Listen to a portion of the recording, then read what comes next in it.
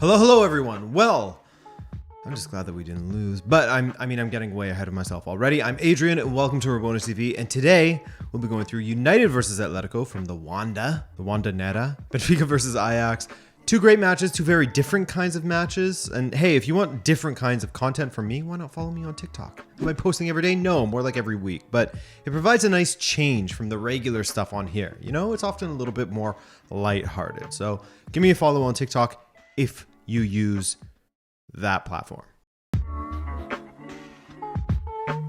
This was a welcome surprise. I spoke about this at the beginning of my watch along for this game, which, by the way, thank you to everyone who came through to chat with me live during both matches this week to provide their thoughts on the game.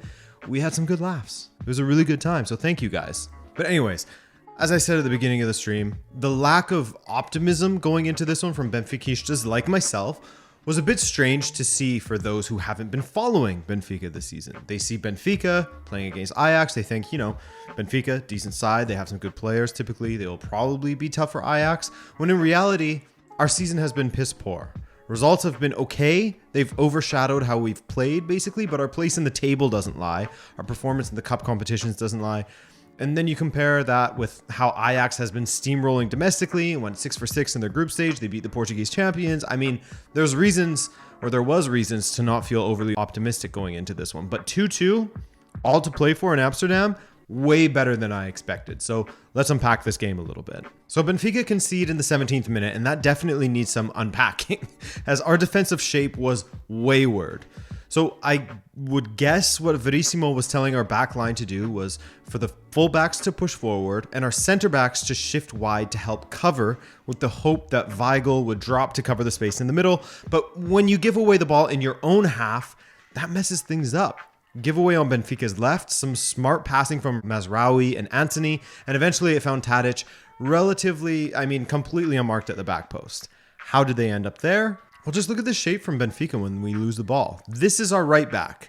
This is Otamendi, cycle forward a few moments, and this is a lonely Tadic waiting to punish us with a smart finish on his right foot. A gift of a goal from Benfica, just as Benfica got a gift from Haller as he turned in Vertonghen's attempted cross, and later Haller got his revenge to put Ajax 2-1 up in the first half, and it felt like that would be it from Benfica. But in the second half, they surprised me. Not only did the poor play from Ajax surprise me as they started to lose the midfield battle, but Benfica starting to dominate in the midfield as well, as Rafa and Darwin torching the flanks with their pace.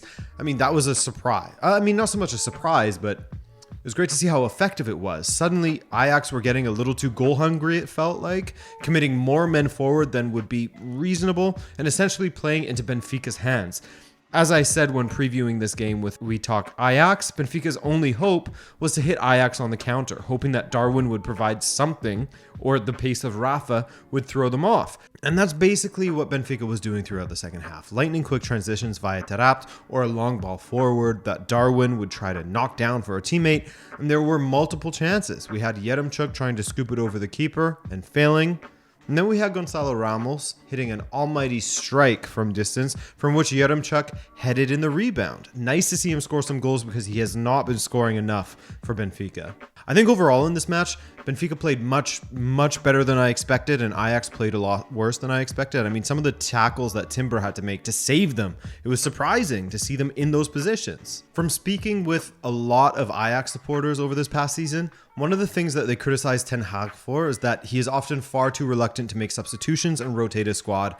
And that is absolutely true in this match. Tagliafico should have come on much sooner, as it was obvious that Blind didn't have the legs to keep up with our pacey attackers.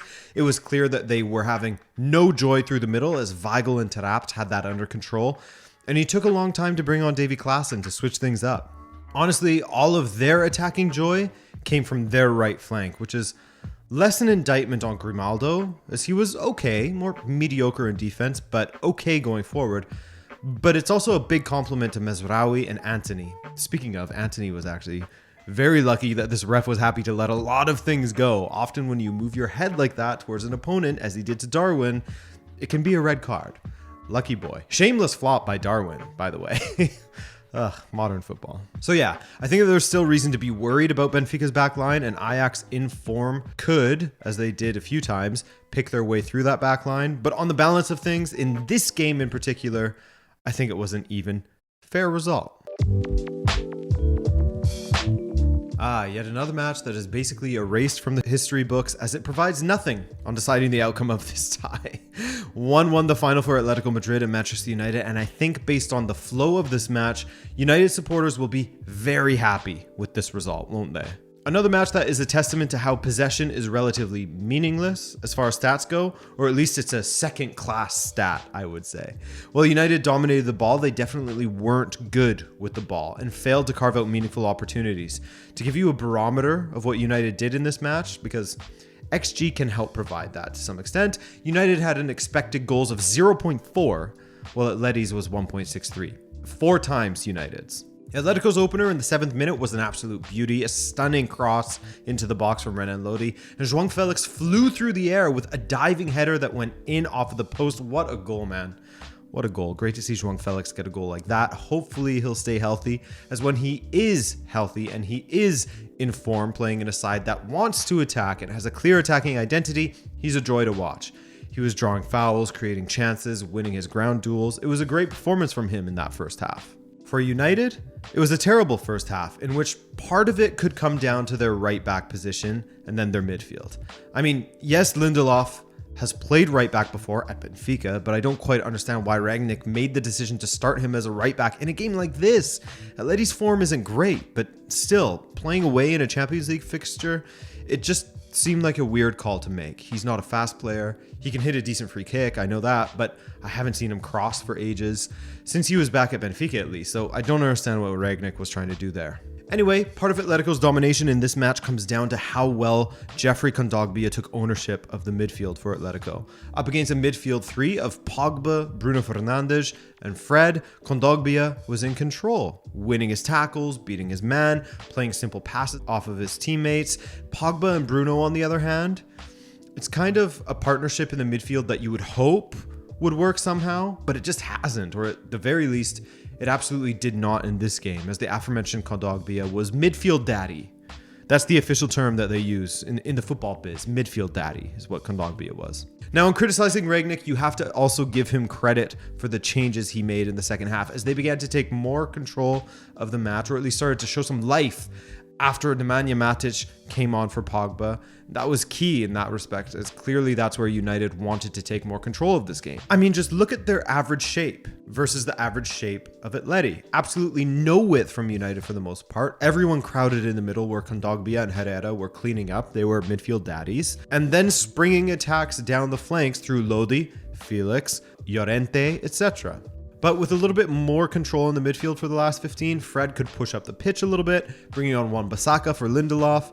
A bit weird that it took that long in my opinion, but the right call. And of course, Elanga on for Rashford. Another disappointing game from Rashford, as he really needs to find himself. This is worrying stuff. Now, United got their goal through their golden boy at the moment, Anthony Elanga, but the build-up to the goal was beautiful. Quick one-touch passing from United to break through the Atletico press in their own half, then a ball from Bruno that Mandava sort of slipped and misjudged. He went to ground for some reason. And then the rolled finish from Elanga. I think you can definitely ask a lot of questions of Oblak, by the way. Another game, another weak goal from him that he would have been saving last season or the season before. Don't believe me? Just watch this video I released last week. There's a whole section that speaks about the decline of Oblak, and it's not just a slight decline, it's a massive one. He's amongst some of the worst keepers in the top 5 leagues, statistically, that is. Nothing can take away from what he achieved in the past, but statistically this season and via the eye test, he's been brutal, unfortunately. For this goal, he was out of position, way too far to the left, leaving that right side wide open for Elanga. Moments later, Antoine Griezmann had a strike go off of the bar as he played in his first match since the beginning of January, so that was a let-off for United. But yeah, 1-1 the final in this one. United make the most of one of their only truly clear-cut chances, taking advantage of that mistake from Mandava, while Atleti supporters will be very disappointed that they didn't get the full 3 points. Now they got to go to Old Trafford and get a win. This matchup was difficult to call at the beginning, and it's just as difficult to call now. It could go in either direction. So, who you got? Benfica, Ajax, Atletico, Manchester United. Let me know in the comments what you thought of this week's matches. But aside from that, I thank you for joining me. I'll have another video for you tomorrow. But if you don't catch it, hey, have a great weekend, guys. And I'll see you Monday for the weekend recap. Ciao.